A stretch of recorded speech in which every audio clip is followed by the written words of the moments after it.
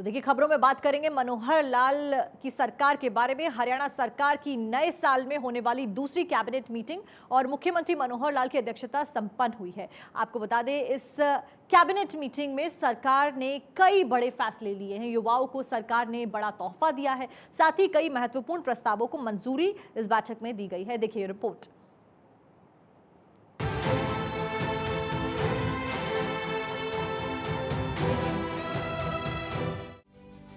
हरियाणा के मुख्यमंत्री मनोहर लाल कहते हैं कि प्रदेश में युवाओं के भविष्य को उज्जवल करने के लिए सरकार हर संभव कदम उठा रही है। इसी कड़ी में हरियाणा मंत्रिमंडल की बैठक हुई और राज्य के स्थानीय युवाओं में निवेश के प्रति आकर्षण बढ़ाने के लिए हरियाणा उद्यम और रोजगार नीति HEEP 2020 के तहत कर्मचारी रोजगार सृजन सब्सिडी को बढ़ाया गया। रोजगार सृजन सब्सिडी बढ़ाकर 48,000 रुपए किया गया। सब्सिडी को 36,000 रुपए से बढ़ाकर 48,000 रुपए किया गया। सब्सिडी B, C और D ब्लॉक में हर कर्मचारी के लिए 10 साल तक लागू होगी। इसके अलावा बैठक में हरियाणा कर्मचारी चयन आयोग की तरफ से ग्रुप C और ग्रुप D पदों पर सामान्य पात्रता परीक्षा के लिए आवेदन करने वाले उम्मीदवारों को पंजीकरण के समय आधार प्रमाणीकरण सेवा का उपयोग http://onetimereng.haryana.gov.in पोर्टल पर अनिवार्य करने का फैसला लिया गया है।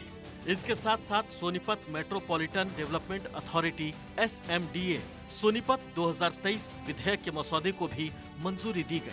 हमारे यहाँ जो बड़े शहर हैं, नगर निगम जो हैं, उसमें पहले से 3 मेट्रोपॉलिटन अथॉरिटीज़ बनी हुई हैं। गुरुग्राम की GMDA, फरीदाबाद की FMDA और पंचकुला की PMDA। अब हमने सोनीपत की जो घोषणा की थी उसको भी आज विधिवत निर्णय ले लिया गया। SMDA Sonipat metropolitan development authority, उसका भी एक प्रस्ताव पारित किया है। कैबिनेट की बैठक में एक और बड़ा फैसला लिया गया और वो है रेंटेड गवर्नमेंट प्रॉपर्टीज पॉलिसी को मंजूरी। The Haryana disposal of rented government properties policy 2023 को स्वीकृति प्रदान की गई। ये नीति सरकारी विभागों, बोर्डों, निगमों और प्राधिकरणों को अपनी संपत्ति, दुकानों, मकानों जो कि पिछले 20 सालों से या उससे ज्यादा समय से किराए या पट्टे के माध्यम से व्यक्तियों या निजी संस्थानों के कब्जे में है, उस संपत्ति को बेचने के लिए एक व्यापक नीति है। तो बहुत प्रॉपर्टीज ऐसी निकली शहरों में जो ओनरशिप जो है ULB की बजाय अन्य विभागों की निकली। कहीं PWD की ज़मीन पड़ी है, कहीं इरिगेशन की है, कहीं रेवेन्यू की है, कहीं अलग अलग विभागों की, यानी ये जिला परिषद की दुकानें भी शहरों के अंदर हैं, यानी पंचायती राज की भी। और इन सारे विषयों को लेकर के हमने कहा था कि भी सब विभाग उसी पॉलिसी को अडॉप्ट करें ताकि वो जो बची हुई प्रॉपर्टी है वो भी उनके नाम कराई जा सके। आज उस पॉलिसी को क्लियर कर दिया है। हरियाणा के मुख्यमंत्री मनोहर लाल ने बताया कि कैबिनेट मीटिंग में जमीन एक्ट एजेंडे पर भी मुहर लगाई गई है। जमीन एक्ट एजेंडे पर मुहर लगाई गई है। आयुष पद्धति से इलाज को कैबिनेट ने मान्यता दी।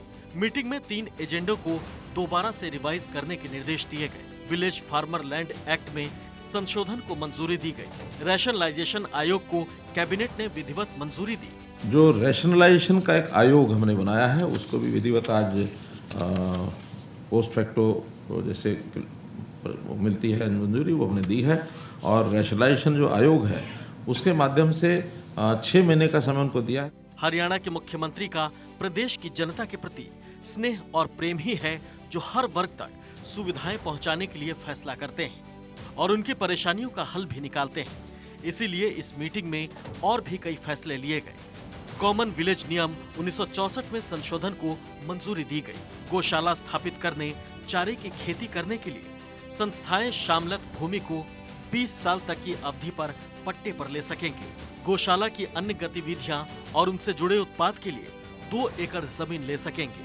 कर्मचारियों को मिलने वाली मेडिकल एड में अब आयुष पद्धति से पैसा मिलेगा। आयुष चिकित्सा प्रतिपूर्ति नीति के मसौदे को मंजूरी कैबिनेट फैसले में दी गई। विलेज कॉमन लैंड एक्ट है 1964 का, उसमें संशोधन किया है। जो गौचरान की ज़मीनें हैं उन गौचरान की ज़मीनों को गौशालाओं के लिए अगर कोई भी ग्रुप है, कोई गौशाला पहले से चल रही है या कोई और संस्था लेना चाहती है तो उसके लिए एक प्रावधान किया है। पंचगव्य उत्पाद जैसे आत्मनिर्भर बनाने के लिए गौओं के जो पंचगव्य होते हैं उनके से कुछ उत्पाद भी किया जा सकता है। उनको स्थान उपलब्ध कराया जाएगा 2 एकड़। तो इस प्रकार से जितनी बड़ी गौशाला होगी उसी हिसाब से उसका प्रावधान किया है। 5100 रुपया प्रति एकड़ के हिसाब से 20 वर्ष तक के पट्टे तक वो ली जा सकती है।